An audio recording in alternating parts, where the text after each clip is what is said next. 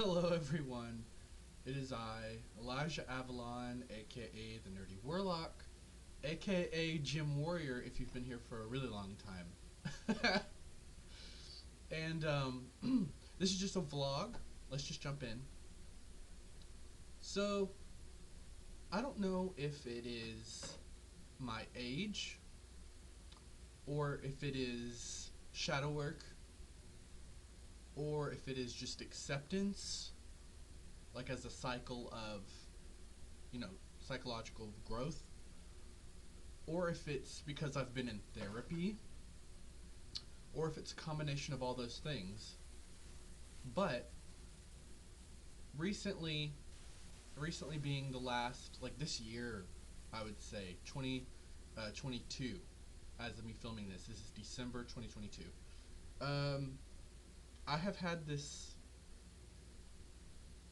new feeling come over me, and it is a feeling of acceptance, of peace, of confidence, and of like rootedness, I guess, that I, on some levels, have never ever felt in my whole life. Um, and it's nice. It's a good feeling. They're all good feelings.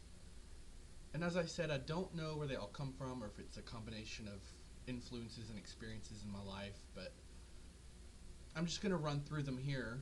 And I'm sharing this with you because I know that other people will go through the same thing as well, specifically being a Southerner. And that's what is going to be a huge part of this video. Uh, but I know it does. These feelings I'm going to bring up are universal, regardless of where you live. So, I live in Alabama. I live in the Tennessee Valley of Alabama, which sounds confusing, I know. But it's because we live right, not that far, like 30-minute drive from the state line of Tennessee to Alabama. And we are surrounded on three sides by mountains: the Appalachian Mountains, the Smoky Mountains, and the Hawk Pride Mountains, and it's like a smaller gathering of mountains that are below us. And then shaping my community is the Tennessee River, and right past that is, of course, the Mississippi River. So just to give you a vibe of where I grew up in the foothills of Appalachia and the Smoky Mountains, and a lot of river and swamp rural community culture. So with that comes a lot of, you know, stuff that can translate into self-hatred and outward hatreds, like misanthropy for the community around you if you do not fit in with that community. And from a very, very early age, around kindergarten, I started to realize that I did not fit in with my community here in the South. And that was because I was a very sensitive child, I was a very emotional child, and I was a very gay child from a very early age. And also, I was raised in Protestant Christianity, which is, obviously a big thing in the U.S., but as you all know, I'm sure, is really big in the South. And here, where I live, it's considered the Deep South. So it's like Southernisms, like Southern culture that you're aware of, amplified, right?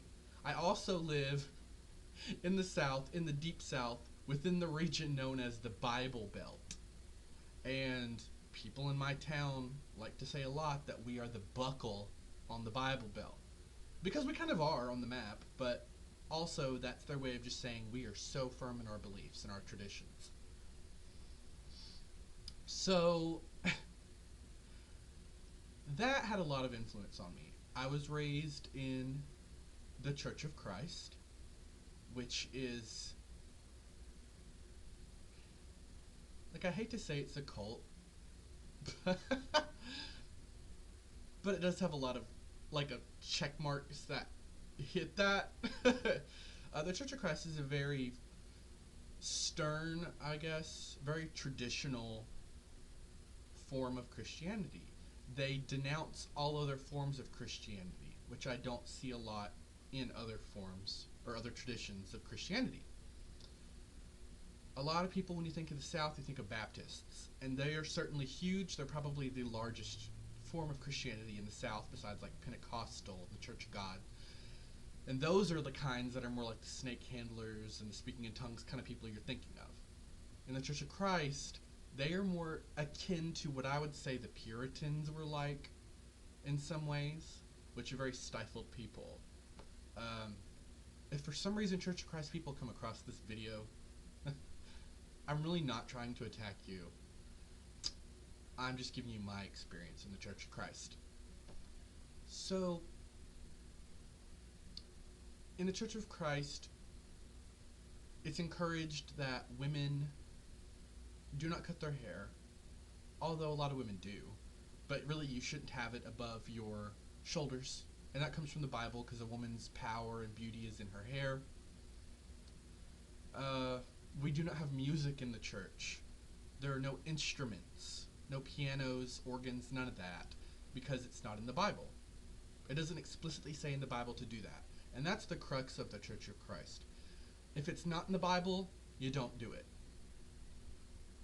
So that's why they come at odds with a lot of other traditions of Christianity. I was baptized at the age of 12, and that was something that I felt pressured to doing because all of the other boys my age were getting baptized at the ages of 11 and 12. So I felt like I had to do it because if I didn't, I'm the lone one out, and they're going to, it's peer pressure. They're going to look at you like, why aren't you doing it? So I got baptized in a creek.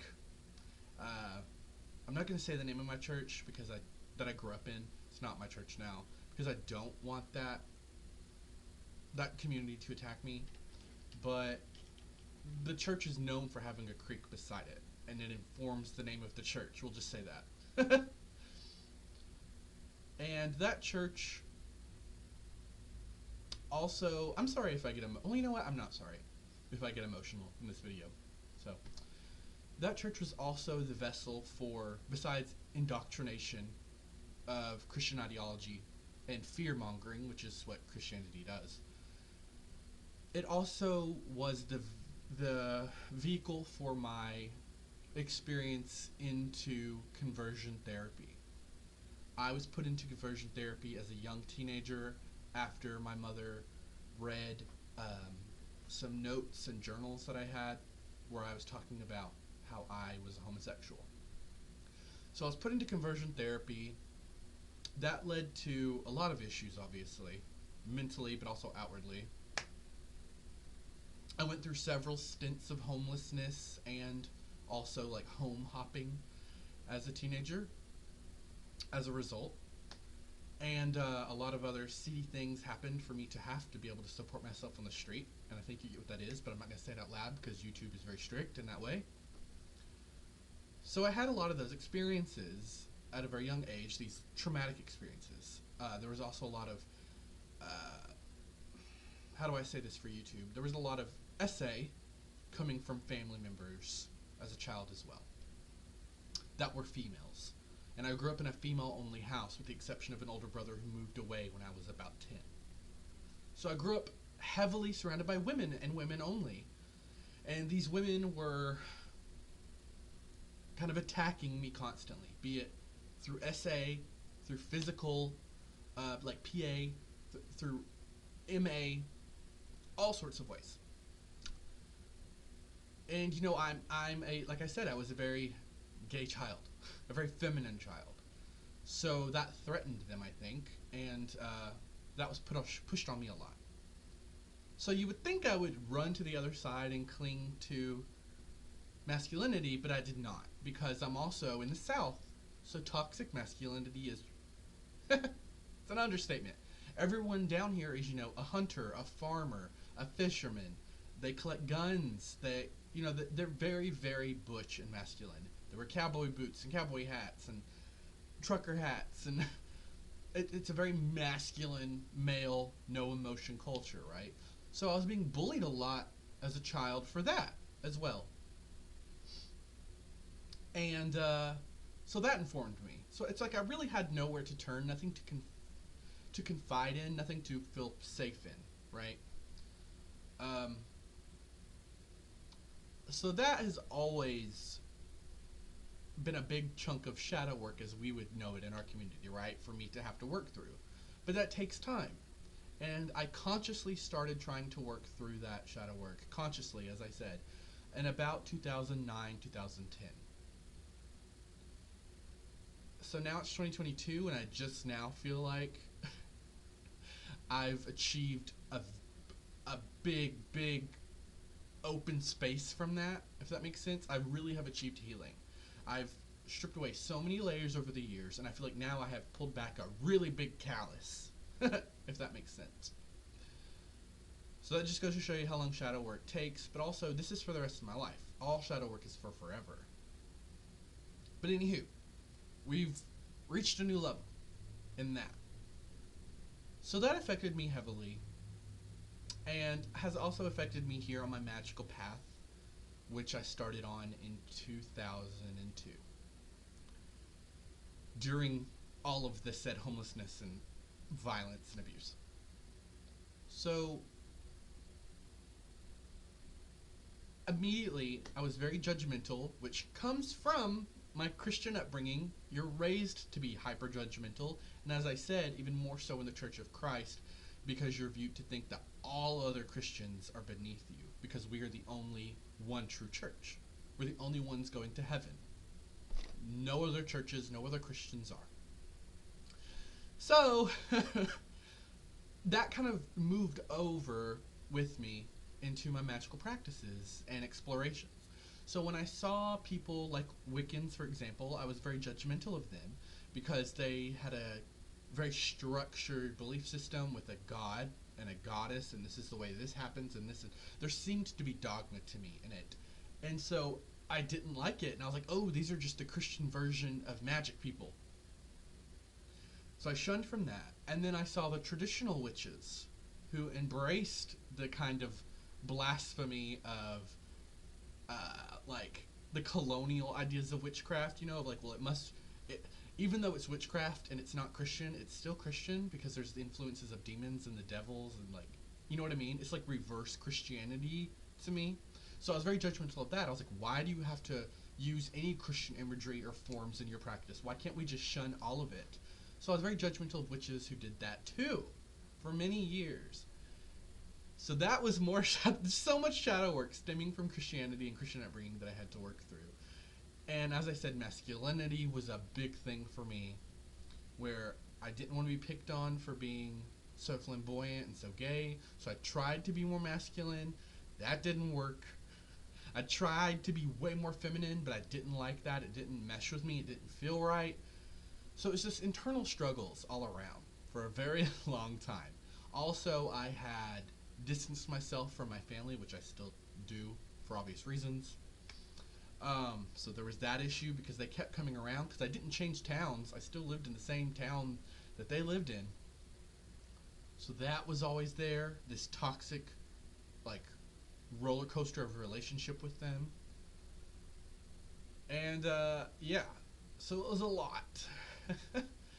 And it took me, as I said, a really long time to get to where I am now, but now I am at a point where I can openly speak about the violence and abuse that I went through, and I think that is because I've been in therapy for the past year and a half about it, talking about it finally, in my 30s.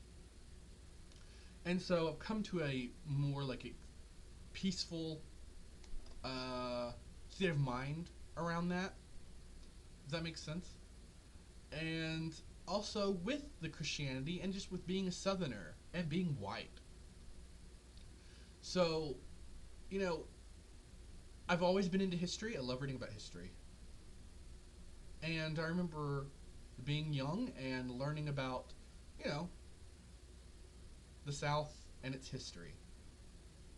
And how white people were kind of to blame for a lot of problems that happened in the world at large, but also specifically to other races, of course specifically black people, but lots of races of people here in the South, and continues to. So that really had made me have a self-hatred for my own, like, race, but also for myself because I am of that race. So for a long time I really, really disliked myself because of my own skin color. So there's that.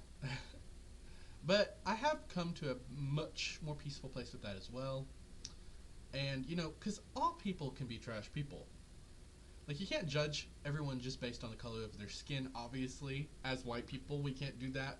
But also, I realized I can't judge my own ancestry for the sins, to borrow a Christian term, they committed. Because they don't reflect on me. Like, I am not responsible for the actions of my ancestors. Like, I don't believe in, to bring up Christianity, I don't believe in the concept of original sin. And that's something actually positive that I took from the Church of Christ, is the sense of community, the sense of loyalty and honor, but also the sense that original sin is BS to me. I think that the Church of Christ also benefited me in the sense that you're forced to be a very studious Christian. So I feel like I know my Bible really well. I could know it better, but I feel like I know it very well. So when Christians now try to come for me in my magical practice, I'm like, the Bible says this, and this. What you gonna do? Like, it really helped me develop a set of armor and skills. It also helped me realize that all mythology is essentially the same.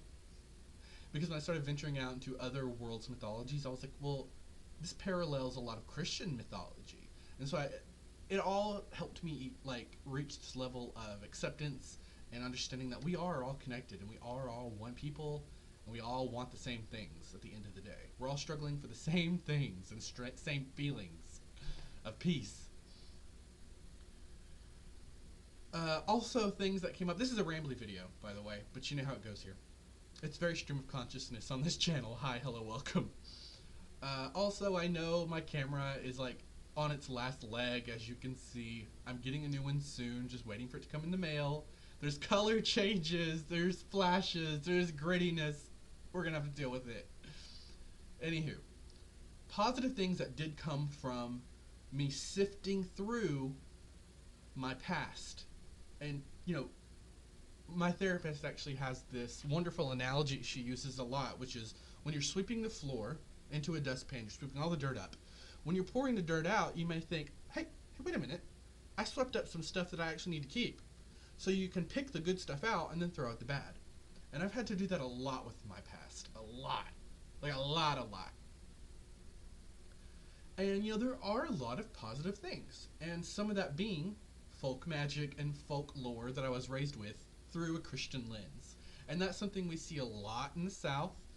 Pick up any book on voodoo or hoodoo, like Southern hoodoo, and that's very evident, slaves had to hide their beliefs or incorporate them with Christianity, and then poor whites, which is like a term in sociology and history, had to do the same. They did the same as they were coming over from Europe, hiding their pagan beliefs, and not even necessarily hiding them, just evolving them. Anywho, my grandparents, who I call Ma and Pa, so if I say Ma and Pa, I'm talking about my grandparents, they were born in the 30s, the early 1930s. So their family, their parents were born in the late 1800s at their time of having them. So, because they had them a little later. So they knew a lot about some of this old folklore and folktales, right? That is still circulated in the South. And I was raised with that a lot. And one of those being like buckeyes. This is a buckeye. It comes from a tree. And as a kid, my mom and pa had a buckeye tree in their front yard. And buckeyes have grooves in them sometimes. They're not just round circles always. And she would always tell me, go out there, Jake, and get you a buckeye and put it in your pocket and rub it on its little spot anytime you don't feel safe or anytime you need good luck. And it'll always carry with you, and you'll always be protected. You'll always have the light of God around you. So, we can see how, the Christian elements in that story can easily be filtered out and replaced with a different story, different deity, or just accepted or whatever, right? But Yeah, and so that always stuck with me because I mean it was like every time I went over there, I would climb in that buckeye tree, I would play in it, carve my name in it, um, always pick up the buckeyes and take them home. Like buckeyes are just a big thing, and of course also in the South we have a dessert also called a buckeye, which is a chocolate like ball formed in your hand with peanut butter on the inside, and it looks like um, a buckeye, and this part would be the peanut butter. Anywho, so buckeyes were a big deal for me, but also like just appearances like shawls and hats and like all these little things that shouldn't be a big deal were a big deal to me. There were things I shunned, my accent, everything. And slowly over time I've just begun to embrace them as things of power. They're my culture. They're what make me unique and make me who I am, right? And Buckeyes have become a huge part of my spirituality. I wear this a lot when I am doing magic stuff because it's protection and it's luck. Folk magic at large has had a huge influence on my warlockery. And by the way, recently I have realized that everyone calls it witchcraft and or warlock craft and stuff like that, right? I don't know if it's just a southern thing, but down here we say witchery or warlockery, not really witchcraft. I don't know if that's just another thing, but so warlockery and witchery. Um, Although that's usually considered just bad magic, right? There's also good magic here in the South, and that's usually conjure or witch doctors or herb doctors. But my favorite, and one that I remember hearing a lot from Paul as a kid, was a moon doctor or a moon man, the moon folk. So that's when I really take to heart. I'm a Cancer sign, sun sign, so my ruling planet is the moon. I love the moon. I mean, who doesn't though? But so I do consider myself to be in the practice of a southern moon man and a diviner or diviner. See, I critique my own accent a lot, but anywho, I'm trying to get over that. If I say diviner instead of diviner, I have to learn that that is okay. That's just who I am. It's the language I speak. It's the way I speak. So anyway, as a diviner is also a term that I heard Ma and Paul say a lot, and my mom. Uh, and a diviner is somebody who has the gift, right? Like the gift from God, to hear His angels, to commune with them, to know things before they happen. You get the idea. To have psychic and magical abilities. That's a diviner. Down here, anyway. I know in other places a diviner just means like someone who can find water in the ground, or someone who just does divination, like reading cards and stuff. Um, so my mother, my ma, and Ma's mama all read tea leaves as a kid. I remember that they all read tea leaves. Not my great grandma, because she had passed away before I was born. But Ma would always talk about it, and she could do it too. Mom did it, but my mom does not like it. She's very conflicted about her own like fascinations with magic, and that's something that she has struggled with her whole life that I saw constantly as a child, which probably influenced me getting into it because of her fear of it, but also interest in it. Anywho, so I do identify as a moon man and as a diviner, but also with the term warlock. I like all of those. So, uh, at a very young age, it was obvious that I was a diviner. Um, I constantly was seeing things, pointing out spirits of the dead, all that. And it really unnerved my mom. And there were instances where my brother, my sister, and me would all describe a spirit separately and report to her about it. And it freaked her out because we all individually were coming to her about it, not knowing that the other was doing that, right? So it was, like I said, it was just from a very early age obvious that I was a diviner, that I had the touch of the divine, that I could connect with the divine. And that made it hard for me because I was like very open with it as a kid until I realized it was like shameful. because I would go to school and talk about ghosts um, and spirits I saw in the woods, because we played in the woods behind our house all the time, and like I would just casually talk about stuff like that, or point something out to someone that was maybe a secret of theirs. And I slowly over time learned to try to distrust those feelings of intuition and my divine ability, right? Until excuse me. So that's another thing that I had to dig through a lot, right? Was accepting that I am a diviner, accepting that I am gay, that I can be feminine or masculine or both or whatever, and that my masculinity doesn't have to match the ideal Southern masculine person, right? It's just me. It's just me. My whole thing, my whole life has been like not fitting in with the Southern male community, not fitting in with the Christian community when I was a part of it, not fitting in with the magical community now, here in person and online a lot of the time. I've always been like an outcast among the outcasts kind of person. So that's just something I've come to embrace, is my differentness. And as I said, just here recently, I have realized that really is my power. My power is my uniqueness, and is my Elijah-ness, right? It is me. It is who I am. And people recently have asked me about my magical name and where does it come from. Why Elijah Avalon, or Elijah? Elijah Avalon came to me many moons ago. Maybe 2000. I'm gonna say somewhere between 2006 and 2008. I'm not sure. But anywho, so Elijah comes from the Bible.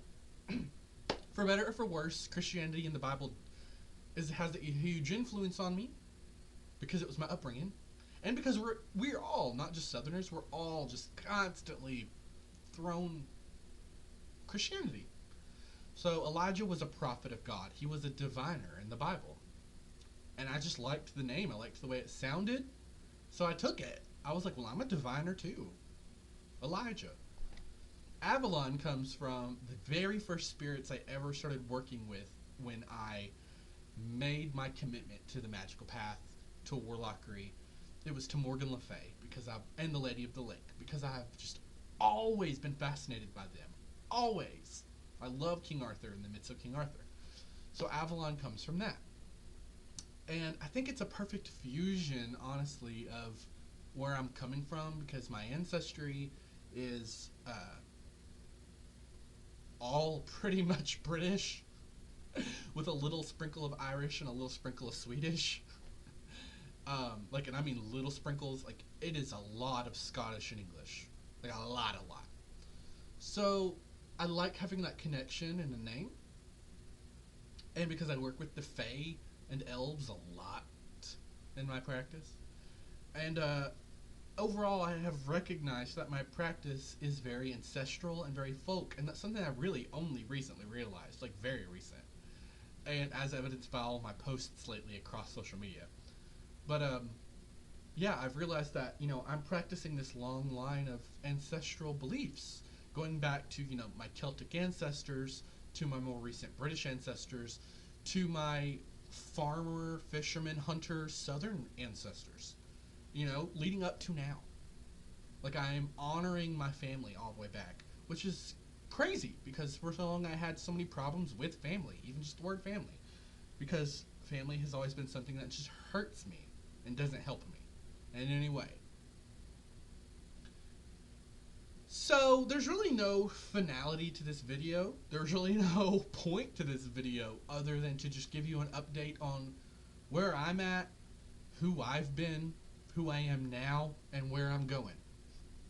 And that is as a moon man, as a diviner, as a warlock, here in the South, here in Alabama, in the foothills of the mountains by the river.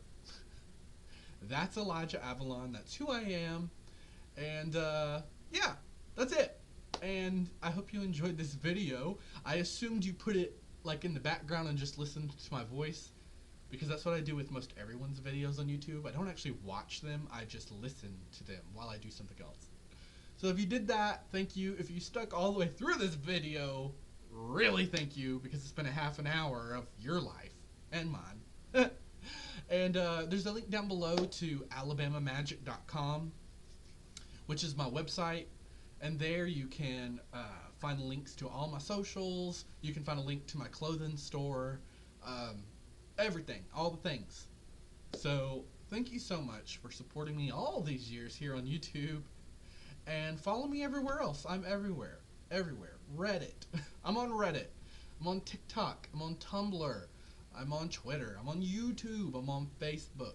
Hit me up anywhere, and if you want to book readings with me, you can learn all about that on my Facebook page or through alabamamagic.com.